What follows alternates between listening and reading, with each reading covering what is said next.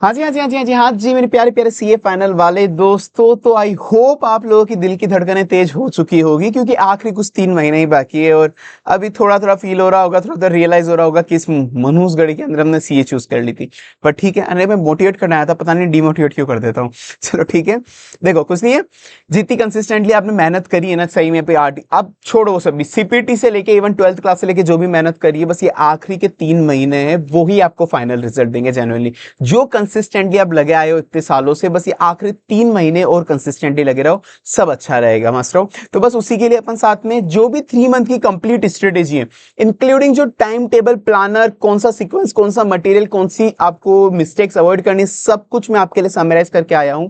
Group दोनों, मतलब दोनों ग्रुप का, ग्रुप 1 ग्रुप 2 दोनों के लिए आपको पूरा टाइम टेबल वगैरह सब कुछ मिलेगा, और ग्रुप 1 की डिटेल स्ट्रेटेजी मिलेगी, इंक्लूडिंग डे 1 पे कौन सा चैप्टर करना है, डे 2 पे कौन सा करना है, डे 3 पे कौन सा करना है, ये सब आपको मिलेगा। बस ये वीडियो कोशिश करूंगा मैं थोड़ी छोटी हो, बट अगर थोड़ी लंबी हो जाए तो हो जाए यार, मैं सब कुछ मतलब वैल्यू एडिशन वाली चीजें डिस्कस करूंगा, कुछ फालतू चीज डिस्कस नहीं करूंगा। चलो सर शुरू करते हैं। सबसे पहले मैं तुमको प्लानर बताता हूं कि कैसे प्लानर करना है। प्लानर क्या है, फिर मैं इंपॉर्टेंट टॉपिक्स की लिस्ट दूंगा हर एक ग्रुप 1 में जितने भी है, कि इंपॉर्टेंट चैप्टर, मतलब चैप्टर कौन से एफआर में, एफएम में, ऑडिट के अंदर, और उन चैप्टर में भी, ऑडिट में स्पेसिफिक ऑडिट की बात कर रहा हूं, कि उन चैप्टर में भी कौन कौन से इंपॉर्टेंट टॉपिक्स है, वो सब मैं आपसे सब कुछ बात करने वाला हूं। टाइम टेबल क्या रहेगा, इंक्लूडिंग डे वाइज, कौन डे 1 पे क्या टॉपिक करने, डे 2 पे क्या करने, बेस्ट सीक्वेंस क्या है, मटेरियल क्या आपको फॉलो करना है, और क्या मिस्टेक्स अवॉइड करनी है। चलो सर सबसे पहले मैं थोड़ा जल्दी करूंगा। चलो सबसे पहले 3 मंथ प्लानर की बात करता हूं मैं, बोथ ग्रुप स्टूडेंट के लिए, कि जो दोनों ग्रुप दे रहे हैं। ऑन एंड अप्रोक्स अपने पास 3 मंथ बाकी है, ठीक है ना, पहले 3 मंथ अपने पास बाकी है। उसके अंदर ये आपको सीक्वेंस रखना है, पहले एफआर, फिर एफएम, फिर डीटी, फिर आईडीटी, फिर ऑडिट, सीक्वेंस ये रखना है। रीजन में पहले समझा चुका हूं एक वीडियो के अंदर, अभी रीजन पे मत जाओ क्यों ये सीक्वेंस रखना है, बस ये रखो। देखो मैं भी रैंकर ही हूं, मेरे दोस्त भी रैंकर ही थे, तो आप समझो बस ये सीक्वेंस रखना है। अभी अभी डिटेल में समझाऊंगा, वीडियो लंबी हो जाएगी, ठीक है ना, तुम बस आम खाओ गुटले पे ध्यान मत दो बस।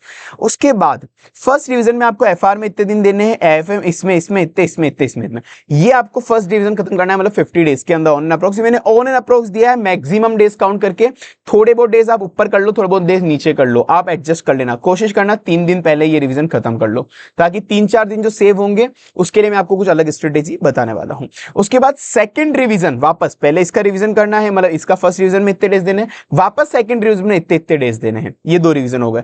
तो बोथ ग्रुप वालों को 2 रिवीजन तो करने ही करने हैं, प्लस एक स्मार्ट रिवीजन करना है, प्लस एक स्मार्ट रिवीजन बच रहा करना है। वो स्मार्ट रिवीजन डिपेंड करेगा अब आपके पास कितना टाइम है, कुछ बच्चे आज से पढ़ाई शुरू करेंगे, कुछ कल से, किसने पहले ही कर दी, वो सब उस पर डिपेंड करेगा। पर ये थर्ड रिवीजन स्मार्ट रिवीजन होगा। स्मार्ट रिवीजन क्या मतलब, सर एक तो इसमें अंदर लो और एसएमपी पढ़नी है। सर ये क्यों पढ़नी है, इसका तो हमने स्पोम में पेपर दे दिया भाई। आईबीएस के अंदर क्वेश्चन अच्छे खासे पूछ रहे लो और एससीएमपी से। अभी लास्ट भी जितना मुझे आइडिया है 30 से 32 मार्क्स का, लास्ट अटेम्प्ट में भी 30 से 32 मार्क्स का आईबीएस में पूछ लिया था, लो और एससीएमपी मिला के। तो एक दो दिन इसको डिवोट करने ही करने, ताकि आईबीएस का पेपर उससे निकलेगा अपना, ठीक है। उसके बाद जो भी आपको इंपॉर्टेंट टॉपिक लगते हैं कि 1.5 डे में अच्छे से रिवाइज नहीं हो पाएंगे, कोई भी ऐसे टॉपिक है जो आपको लगता है 1.5 डे में अच्छे से रिवाइज नहीं हो पाएंगे, वो अभी थर्ड रिवीजन में कर लो, स्मार्ट रिवीजन में। क्योंकि अब इसके बाद तो जस्ट एग्जाम शुरू होने वाले, इसके बाद तो बस जस्ट एफआर का एग्जाम हो जाएगा, मतलब एफआर रिवीजन करोगे, एफआर का एग्जाम हो जाएगा। तो इसीलिए जैसे एग्जाम के जस्ट पहले आप वो सारे टॉपिक कर लो जो आपको हार्ड लगते हैं, कि 1.5 डे में अच्छे से रिवाइज नहीं हो पाएंगे। जैसे मेरे हिसाब से एएफएम के जितने भी टॉप क्वेश्चन है हर चैप्टर्स के, उन टॉप क्वेश्चन की रिटन प्रैक्टिस कर लो, और एएफएम की थ्योरी कर लेना अच्छे से। थ्योरी के अच्छे खासे मार्क्स आ जाते हैं, 10-12 मार्क्स की थ्योरी आ जाती है, तो 1.5 डे आप इस पे दे दो। कस्टम एफटीपी मुझे थोड़े लगते हैं कि यार थोड़े ऐसे क्लेरिकल चैप्टर है, मतलब जिसके अंदर प्रोसीजरल पार्ट ज्यादा है, तो याद करना पड़ता है, तो एक वो कर लो एक दिन। उसके बाद ऑडिट कर लो 1.5 डे के अंदर, ये निपटा लो। ऑडिट 1.5 डे में ट्राई करना पूरी नहीं पड़ता है। तो ग्रुप 2 में तुमको, सॉरी जो बोथ ग्रुप दे रहे हैं उसमें तुमको ये टाइम टेबल फॉलो करना है। सेम वैसे ही 3 मंथ प्लानर जो ग्रुप 1 स्टूडेंट है उसके लिए ये रहा, एफआर एफएम ऑडिट, एक revision, second revision, third revision, और यहाँ पे फोर्थ रिवीजन जो स्मार्ट रिवीजन होगा रेदर देन फुल रिवीजन, उसमें आपको ये करना है, ठीक है। अब उसके बाद 3 month planner for group 2 students जो ग्रुप 2 दे रहे हैं ओनली, उनमें डीटी आईडीटी ये 3 रिवीजन आपको मैंने दिया, ऐसे ऐसे करना है। फिर अब क्योंकि आईबीएस पेपर भी है अपना, तो आईबीएस पेपर के लिए ये सब भी तुमको पढ़ना पड़ेगा एक बार। तो ग्रुप 2 वालों को ऐसे करना है, ओनली ग्रुप 2 जो कर रहे हैं। तो ये रहा अपना प्लानर। इसी का डे वाइज प्लानर भी मैं आपको शेयर कर दूंगा, ये देखो अभी मेरे पास पीडीएफ के अंदर नहीं है, ये मैंने आपको ये भी एक्सेल में बना हुआ है पूरा प्रॉपर। ये डे वाइज प्लानर है, जो मैंने बोला कि 9 डेज में खत्म करनी है ऑडिट, 10 डेज में खत्म करनी है, 8 डेज में खत्म करनी है, तो वो डे वाइज प्लानर भी मिल जाएगा आपको। ये देखो एक डे 1, डे 2, डे 3, डे 1 पे प्रोफेशनल करना है, डे 2 पे करना है, डे 3 पे करना है, डे 4 पे ये करना है, टेंटेटिव आवर्स कितने लगेंगे वो भी बता दिए। ये पूरा बता दिया कि ये 9 डेज की स्ट्रेटेजी ऑडिट की, ये 10 डेज की स्ट्रेटेजी जो कॉल ग्रुप 1 दे रहे हैं, ये 6 डेज की स्ट्रेटेजी, ये 7 डेज की। किस डे पे आपको 1, 2, 3, 4 में कौन से डे पे क्या करना है। सेम ऐसे ही आपको एफएम, एफआर, डीटी, आईडीटी ये सब भी आपको मिल जाएगी डे वाइज वाली, ठीक है ना। तो ये मैं आपको शेयर कर दूंगा टेलीग्राम चैनल पे, पूरा मिल जाएगा आपको सब कुछ, टेलीग्राम चैनल पे शेयर कर दूंगा मैं, ठीक है सर। तो ये रहा।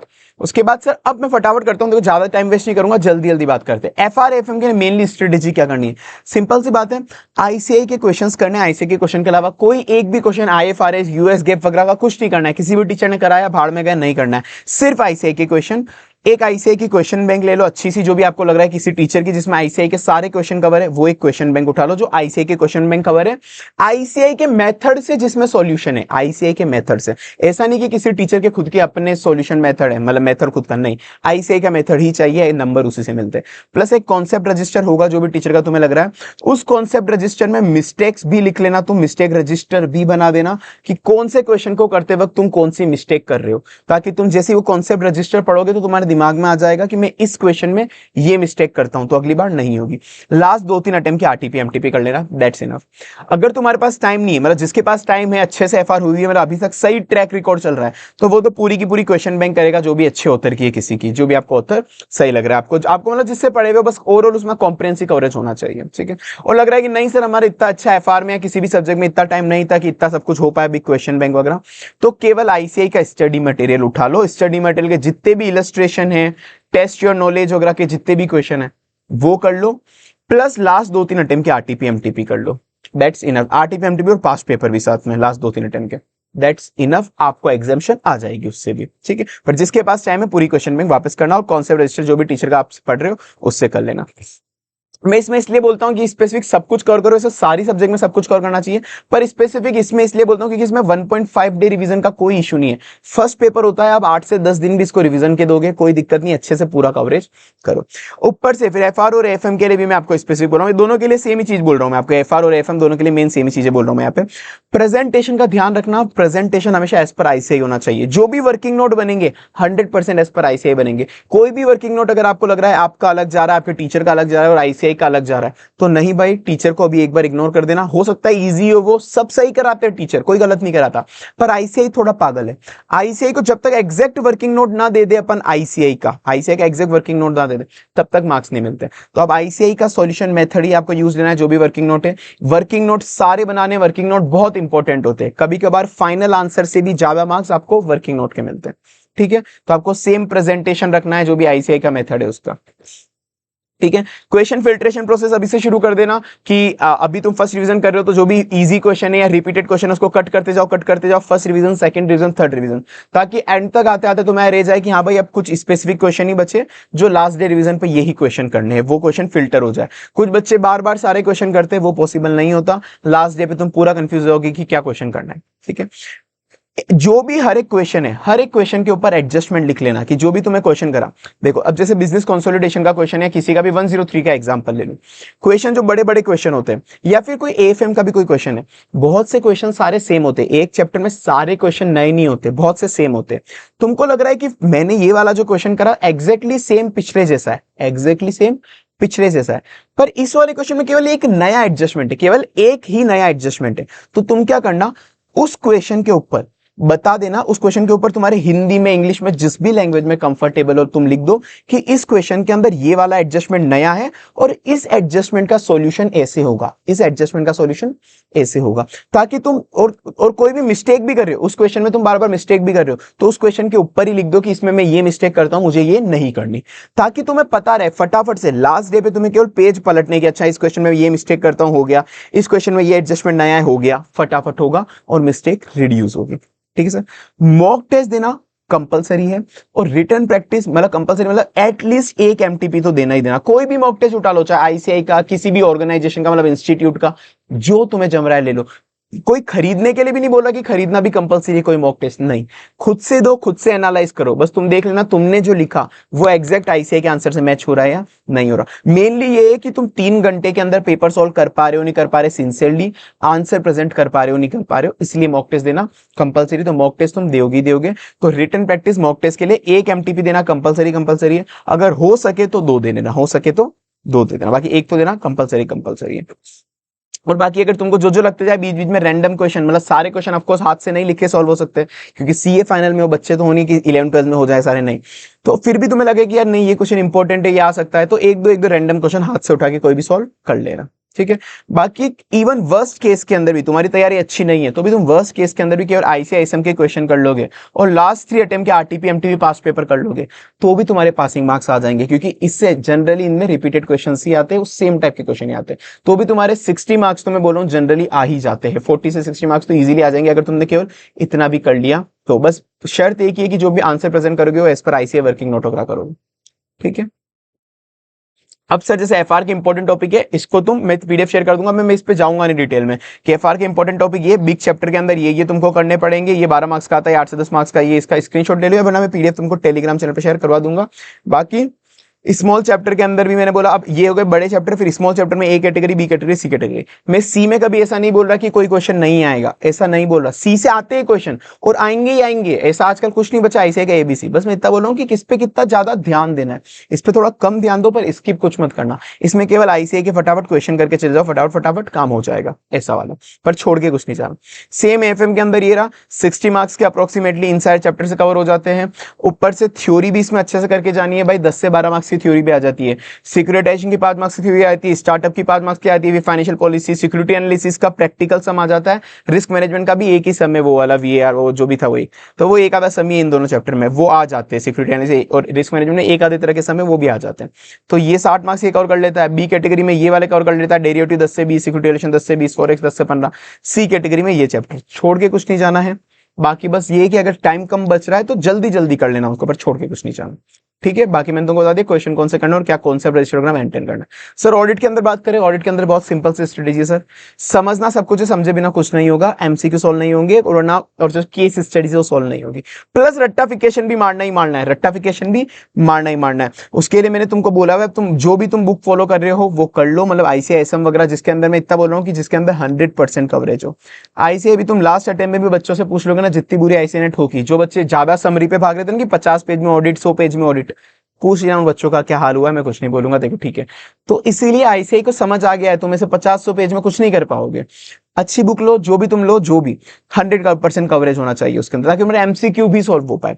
जैसे मेरी पर्सनल बुक 380 पेजेस की है, उसके अंदर क्वेश्चन भी कवर है, कॉन्सेप्ट भी कवर है, दोनों। हाँ 380 पेजेस में कॉन्सेप्ट क्वेश्चन दोनों कवर है, प्रॉपर सब कुछ कवरेज के साथ, चार्ट टेबुलर फॉर्मेट में है, उसके अंदर बोल्ड है, कीवर्ड हाईलाइटेड है, कीवर्ड सारे के सारे सब कुछ। ये कॉन्सेप्ट है, उस कॉन्सेप्ट के आसपास जितने भी क्वेश्चन आए हुए वो सारे उसके नीचे, उस कॉन्सेप्ट के जितने भी क्वेश्चन आए वो सारे नीचे वो दिया हुआ है।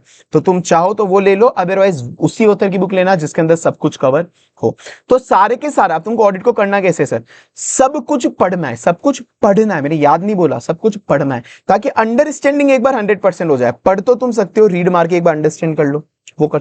फिर रटना क्या क्या है सर, रटना 2 चीजें, तुमको रटना 2 चीजें, जो जो भी आज तक क्वेश्चन आए हुए आरटीपी एमटीपी पास्ट पेपर वगैरह, तो मतलब एक तरह से क्वेश्चन बैंक पूरी रटनी है। प्लस जो भी तुमको लगता है या तुम्हारे टीचर को लगता है कि ये इंपॉर्टेंट है, ये इंपॉर्टेंट टॉपिक है, वो रटना है। तो जो भी तुम्हें या तुम्हारे टीचर को लगता है कि इंपॉर्टेंट टॉपिक है वो रटना है, या फिर और प्लस जो क्वेश्चन बैंक है वो रटनी है। रटना केवल इतना है और बाकी सब कुछ पढ़ना है, छोड़ना कुछ नहीं है, क्योंकि एमसीक्यू कहीं से भी आ जाएगा। और साथ में एक और मैं तुमको प्रोवाइड करा दूंगा एमसीक्यू समरी बुकलेट। मैं क्या दे दूंगा, एक MCQ summary booklet Telegram channel पे दे दूंगा मैं। उसके अंदर है कि जितने भी एमसीक्यू आए हुए आज तक आईसीआई के आरटीपी एमटीपी पास्ट पेपर जितने भी, और आईसीआई की जो केस स्टडी बुकलेट है, जो बड़ी बड़ी एमसीक्यू, बड़े बड़े एमसीक्यू, इतने बड़े बड़े एमसीक्यू बच्चे नहीं करके जाते, स्किप करके चले जाते। तो मैंने क्या करा, उन एमसीक्यू को समराइज कर दिया कि 3 पेज के एमसीक्यू को 3 लाइन में कर दिया कि अगर क्वेश्चन ऐसा पूछेगा तो तुमको ऐसा आंसर आएगा, क्वेश्चन ऐसा पूछेगा तो ऐसा आंसर आएगा। तो जो भी क्रक्स होता है ना एमसीक्यू का क्रक्स, वो मैंने बना दिया तुम्हारे लिए बहुत प्यारी तरह से, चैप्टर वाइज समरी करके। फर्स्ट बार पूरे मार्केट में मैं ही नहीं बनाया था, सीए फाइनल सी एंटर सबके लिए। अब उसके बाद कुछ लोग कॉपी करके ले आए हैं, हालांकि वो भी, और आदि मेरी लैंग्वेज डाल के उन्होंने डाल दी, पर ठीक है। पर हाँ उसको परचेस करने की जरूरत नहीं है बाकी जनों से, ये तो वैसे भी अवेलेबल मैं करवा देता हूं तुमको ऐसा। ठीक है। तो एमसीक्यू समरी बुकलेट तुमको मिल जाएगी, प्लस उसके अंदर टाइम एंड न्यूमेरिकल लिमिट भी मैं दे दूंगा। जितनी भी टाइम एंड न्यूमेरिकल लिमिट है ऑडिट की, हर चैप्टर वाइज जितनी भी टाइम न्यूमेरिकल लिमिट है वो भी तुमको उसी में मिल जाएगी। क्लासेस और यूट्यूब रिवीजन, देखो अब तुम्हें बोलोगे कि हमको क्लासेस वगैरह लेने की जरूरत है क्या अभी किसी भी सब्जेक्ट वगैरह के अंदर। देखो ऑडिट के अंदर क्योंकि थ्योरी सब्जेक्ट है तो ट्राई करना, अगर खुद से हो जाए तो सारी सब्जेक्ट का बोलो खुद, जब तक खुद से हो सकता है ना कोई चीज वो बेस्ट होता है। सेल्फ रिवीजन हमेशा सबसे बेस्ट होता है, पर क्योंकि ऑडिट जैसी सब्जेक्ट थोड़ी डिफिकल्ट होती है, मतलब खुद से पढ़ने में कि तुम बोर हो जाते हो कुछ भी, तो तुमको जो टीचर की यूट्यूब वीडियो समझ में आ रही है वो देखो। जैसे मेरी खुद की YouTube revision videos, even detail chapter बहुत सारे यूट्यूब पे अवेलेबल है। तुम देखो ऐसे 800 की series, digital audit, SDG audit, professional ethics, बहुत सारी अच्छी खासी चीजें यूट्यूब पर ऑलरेडी अवेलेबल, तुम वो देखो। अगर लग रहा है कि नहीं सर एक बार फटाफट से एक बार क्लासेस देखनी है, टाइम है क्योंकि 3 महीने, तो एग्जाम ओरिएंटेड बेच पे जा सकते हो। मेरे 100 आवर्स का बैच है, वो बहुत ही नॉमिनल कॉस्ट पे, तुम देख लेना बहुत नॉमिनल तुमको खुद को लग जाएगा, बाकी लोगों से बहुत नॉमिनल कॉस्ट पे बैच है वो। 100 आवर्स में सब कुछ समझा भी है, सब कुछ समझा है, सब कुछ नहीं छोड़ा, प्लस रटा भी है। रट्टाफिकेशन रटवाने का काम भी मैंने करा है, क्वेश्चन कॉन्सेप्ट वगैरह सब कुछ करे, मतलब सब कुछ करे है। तुमको अच्छा खासा पूरा कॉन्फिडेंस आ जाएगा 100% ऑडिट में, सब कुछ कवरेज है क्योंकि रटना भी मैंने करा है, समझाया भी मैंने, तो वो तुम देख लेना। ठीक है, बाकी तुम यूट्यूब रीजन वगैरह पे जा सकते हो जो तुमको सही रहेगा। और बाकी के अंदर भी एफआर एफएम में भी ट्राई करना, खुद से हो जाए जो हो जाए। कोई भी लग रहा है कि सर खुद से कोई कॉन्सेप्ट नहीं आ रहा, तो उस कॉन्सेप्ट की पहले यूट्यूब रिवीजन वीडियो देख लो, फिर वो क्वेश्चन खुद से सॉल्व करने की कोशिश करो। ठीक है, ऐसा नहीं कि पूरा का पूरा टीचर पे डिपेंडेंट हो गए तुम प्रैक्टिकल सब्जेक्ट में, नहीं। प्रैक्टिकल सब्जेक्ट में जितना खुद से क्वेश्चन करोगे उतना ईजिली होगा। एक बार टीचर से समझ लो कि वो कैसे करा रहा है, उसके बाद बाकी तुमको करना है। ठीक है, और बाकी ऑडिट में मैंने कहा फुल कवरेज करने की कोशिश करना, पर रटना नहीं, मैं बोल रहा हूं समझने का पूरा कवरेज कोशिश करना, वरना ऐसे ही बहुत बुरी हो। अब उसमें इंपॉर्टेंट टॉपिक में बताता हूं भाई, इंपॉर्टेंट टॉपिक क्या है। इंपॉर्टेंट टॉपिक देखो सर, सारे के सारे एसेस वैसे इंपॉर्टेंट है, 50 मार्क्स के आते हैं, पर जनरली ये सारे एसेस ज्यादा इंपॉर्टेंट है। SQC1, SE220, SE240, ये कंपेरेटिवली ये वाले ज्यादा इंपॉर्टेंट है। बाकी सारे के सारे एसेस करने वाले ऐसे SRE ऐसे सारे करने 50 मार्क्स के मिनिमम वो आते हैं, पर ये वाले ज्यादा इंपॉर्टेंट है, मैं तुमको शेयर कर दूंगा। प्रोफेशनल एथिक्स 20 मार्क्स का आता है, जिसमें शेड्यूल, गाइडलाइन, स्टार्टिंग सेक्शन सबसे क्वेश्चन आ जाते हैं, सबसे आते हैं क्वेश्चन। तो ये दोनों मिला के तुम्हारे 70 मार्क्स हो गए। अब तुम देख लो, ये दो मिला के 70 मार्क्स यही हो गए। उसके बाद कारो जनरली 5 मार्क्स का आता है, ESG SGD 5 मार्क्स का आता है, बैंक और NBFC मिला के 6 से 10 मार्क्स का आता है। उसमें NBFC में जो भी टायर 1 टायर 2 कैपिटल आया वो बहुत ज्यादा इंपॉर्टेंट है। बैंक के अंदर जो SLR CRR में अमेंडमेंट हुआ वो बहुत ज्यादा इंपॉर्टेंट है। PSU ग्रुप मिला के 5 से 8 मार्क्स आता है। ड्यू डिलिजेंस फॉरेंसिक इन्वेस्टिगेशन में से इनमें से एक किसी चैप्टर से क्वेश्चन आता है 5 मार्क्स का। डिजिटल ऑडिट 5 मार्क्स का आता है, बहुत बड़ा चैप्टर है, इसलिए मैंने पूरा कराया। मेरा मैराथन भी यूट्यूब पे पूरा अवेलेबल है, डिजिटल ऑडिट का पूरा चैप्टर भी अवेलेबल है। तुम चाहो तो पूरा कवरेज कर सकते हो एग्जाम के एक दिन पहले भी मैराथन देख के। पर कुछ बच्चों का होता है नहीं सर डिजिटल ऑडिट पूरा करना दिक्कत पड़ जाता है एंड में, कुछ बच्चों का होता है। कोई बात नहीं, मैं अभी तुमको उसके भी स्पेसिफिक टॉपिक्स बता देता हूं कि वहां पर भी कहां से क्वेश्चन स्पेसिफिक आते हैं, मैं उसकी भी लिस्ट दे देता हूं तुमको, कोई बात नहीं। पर डिजिटल ऑडिट अच्छे से कर लेना, फिर भी मैं चाहूंगा मतलब एक बार एटलीस्ट याद नहीं तो समझ लेना कहां पे क्या है, क्योंकि आईबीएस में भी इसके अच्छे खासे क्वेश्चन आ रहे हैं डिजिटल ऑडिट के आईबीएस में। ठीक है, अब सबसे ज्यादा इंपॉर्टेंट टॉपिक ऐसे 800 ऐसे ही SRS SRE। बच्चे इसमें कंफ्यूज रहते हैं कि सर इसमें इतने सारे टॉपिक है समझ ही नहीं आ रहे। भाई अगर तुम प्यार से देखोगे ना, कभी मेरी यूट्यूब लेक्चर भी इस पे अवेलेबल होंगे, यूट्यूब पे जाके देखना, सब कुछ समझाया, याद कराया, मजा आ जाएगा। पर एंड में मैंने टिक करा है कि असली में यही टॉपिक काम के है केवल, बाकी सब इरिलेवेंट थे, बाकी सब आ सकता है उनमें से क्वेश्चन, पर बहुत कम चांस है, बहुत कम चांस है। तो मैं छोड़ने के लिए कभी कुछ नहीं बोलता, पर फिर भी ज्यादा जो ध्यान देना है वो इन पे देना है, मतलब इन टॉपिक पे। ऐसे 800 ऐसे 800 इनके ये टॉपिक है कि ये टॉपिक कर लोगे ना तो भी तुम्हें इनमें इन वाले में से 90% मार्क्स तुम्हारे आ ही जाएंगे। ऐसे 800 में ये इंपॉर्टेंट टॉपिक है, ऐसे 805 में ये, ऐसे 810 में ये। स्क्रीनशॉट ले लो, अदरवाइज टेलीग्राम चैनल पे मैं शेयर तुमको कर ही दूंगा। 810 में ये, SRS 400 में ये, 4410 2410 में ये वाला इंपॉर्टेंट टॉपिक है, इसमें ये वाला इंपॉर्टेंट टॉपिक है, इसमें ये वाला इंपॉर्टेंट टॉपिक है।